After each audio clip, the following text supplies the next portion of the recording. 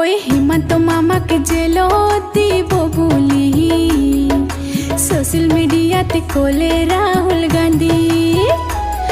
ওই হিমন্ত মামাকে জেলো দিব বলি সোশ্যাল মিডিয়াতে কোলে রাহুল গান্ধী।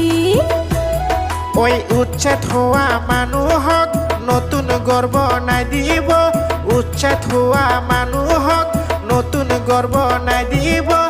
অসমতে রাহুল গান্ধী শান্তিৰ বঁটাই আনিব, অসমতে রাহুল গান্ধী শান্তিৰ বঁটাই আনিব।